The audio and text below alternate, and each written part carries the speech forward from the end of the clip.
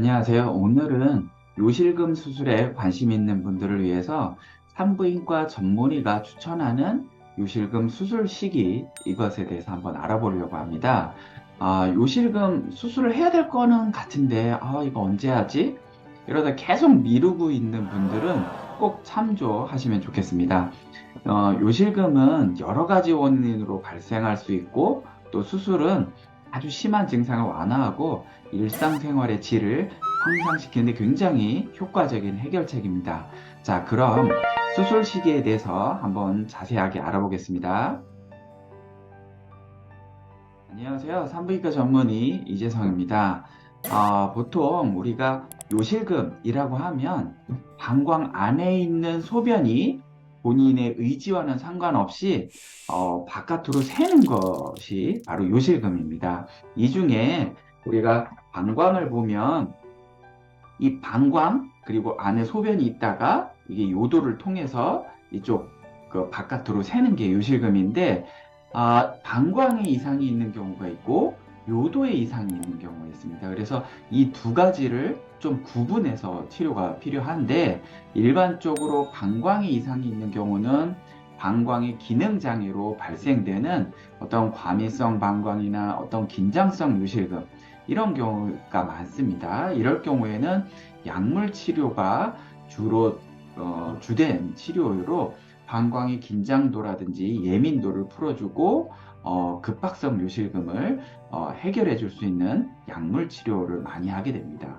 그런데 오늘은 지금 수술이 필요한 요실금이잖아요. 그래서 수술이 필요한 요실금은 대부분 이 아래쪽 요도에 문제가 생겼을 때 수술이 보통 많이 필요하게 되는데요. 그러면 이 요실금 요 아래쪽 요도에 대해서 수술하는 이런 요실금 수술은 언제 하는 게 가장 좋을까? 이거를 오늘 중점적으로 알아보도록 하겠습니다. 요실금 수술은 아까 방금 얘기 드린 것처럼 요도 근육 쪽에 문제거든요. 그래서 요도 근육이 약화되거나 아니면 다른 분만이라든지 다른 손상으로 인해서 요도를 제어하는 능력이 떨어져서 소변이 새는 거를 잡아주지 못하고 바깥으로 나오는 게 됩니다. 그래서 수술은 요즘에는 거의 TOT가 주된 수술 방법으로 많이 사용하고 있고, 약간 절개를 조금 적게 하는 미니슬링, 미니슬링도 최근에 조금 많이 사용하고 있는 게 요즘에 요실금의 트렌드입니다. 자, 그러면 TOT나 이런 미니슬링이나 이런 요실금을 수술이 필요하다 이런 결정을 해야 되잖아요. 그러면은 수술의 결정은 환자의 개개인의 증상과 상태를 평가해서 보통 수술 시기를 일단 결정하게 되는데, 첫 번째는 증상의 심각도예요.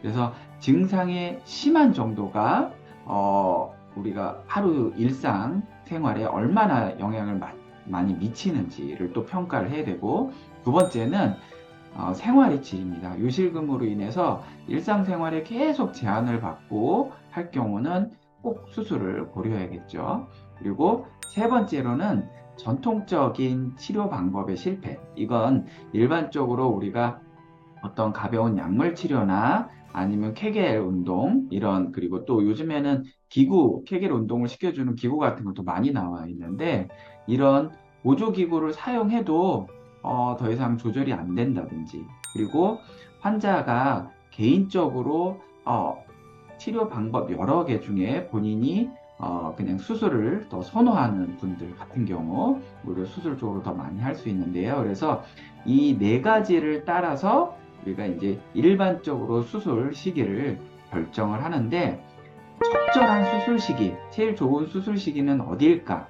오늘 이걸 얘기를 하는 거잖아요. 그래서 수술은 요실금의 심한 경우나 일상생활에 제한을 주는 경우 가장 많이 고려해서 수술을 결정하게 되는데, 간혹 너 이게 이제 수술을 해야 되는데 이거 언제 하지 하다가 버티다가 방광 기능이 요실금이 너무 오래되다 보면은 방광 기능이 너무 많이 떨어지는 경우가 있습니다. 방광벽이 얇아지고 방광이 차는 기간이 없이 계속 소변이 차서 이렇게 늘어나는 기간 없이 계속 소변이 새다 보면 나중에는 방광의 용적이 작아지고 위축이 오게 되니까 이런 방광 기능이 너무 떨어지거나 아니면 붓만하고 이제 골반이 약해서 자궁하수라든지 방광류, 직장류 이런 것들이 너무 심해진 다음에 수술할 경우에는요.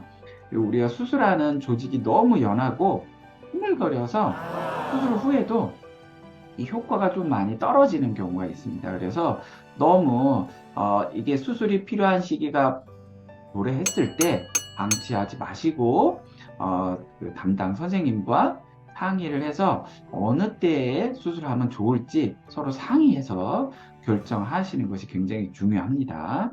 수술하고 그것이 끝이 아니라 어떤 수술 후에 재활치료가 필요한 것처럼 수술만 100%는 아니고 수술 후에도 골반 운동이나 골반의 근력을 강화시킬 수 있는 운동을 통해 근육을 강화해서 회복 속도를 촉진하시는 것이 좋습니다. 그리고 꼭 주의해야 될 게 우리가 예전에 요즘은 다 이렇게 좌식 변기이지만 예전에는 이렇게 푸세식 이렇게 쪼그려 앉아서 눕는 그 변기 있었잖아요. 그래서 쪼그려 앉아서 힘주는 자세 이런 자세는 골반이 이완되고 빠질 수 있고 하기 때문에 요실금 테이프가 늘어나거나 기능이 떨어질 수 있기 때문에 이런 쪼그려 앉아서 힘주는 이런 자세는 꼭 피하시고 그리고 산부인과 전문의 지시에 따라서 향후 주기적인 검진과 후속 치료를 받으시는 게 좋겠습니다. 요실금은 많은 사람들이 생활에 굉장히 불편과 어려움을 주는 문제입니다. 산부인과 전문의 선생님과 잘 상의하시고 그리고 본인의 증상이라든지 이런 생활의 불편함이라든지 이런 거에 맞춰서 적절한 시기 너무 심해질 때까지 그냥 방치하지 마시고 요실금 수술을 적절한 시기에 잘 선택해서 결정하시는 것이 좋습니다. 그리고 수술 후에는 적절한 관리 그리고 후속 치료를 해서 일상생활의 질을 향상시킬 수 있으시면 훨씬 생활의 퀄리티가 올라가게 됩니다. 오늘은 요실금 수술 그리고 그 수술이 어느 시기에 할지 가장 적합한 시기에 대해서도 우리 한번 이야기를 해봤는데요. 오늘 내용이 도움 되셨기를 바랍니다.